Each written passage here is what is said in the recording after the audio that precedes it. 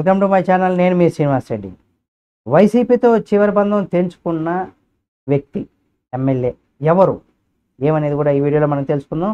YCP నుంచి 2019 ఎన్నికల్లో భీమినిపట్నం ఎమ్మెల్యేగా గెలిచినటువంటి వెంటనే జగన్మోహన్ రెడ్డి మంత్రివర్గంలో పర్యాటక శాఖ మంత్రిగా కూడా బాధ్యతలు అందుకున్నటువంటి అవంతికి అంత లక్కు అన్నారు. ఆయన సరిగ్గా గురి చూసి కొట్టారని, అందుకే అధికారంలోకి వస్తుండగానే పార్టీలో జంప్ చేసి మినిస్టర్ అయిపోయారని కూడా తెగ పొగిడేశారు. అయితే అవంతి అదృష్టం అంతా 3 నాళ్ళ ముచ్చటగానే అయిపోయిందని కూడా చెప్పుకోవచ్చు.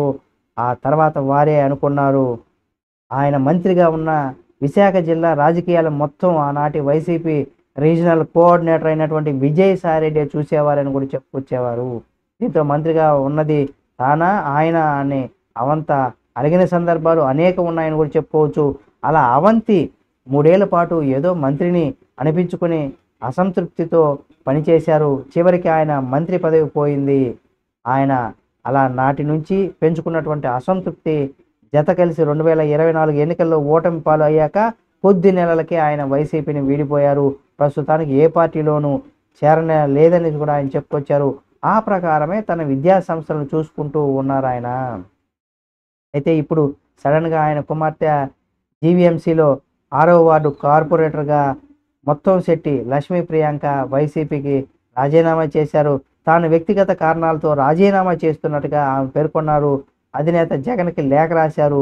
ఈ నెల 19న వైసీపీ మేయర్ మీద అవిశ్వాస తీర్మానం ఉన్నటువంటి నేపథ్యంలో ఆమె రాజీనామా అన్నది కూడా ఇక్కడ చర్చనీయాంశంగా మారిపోయింది.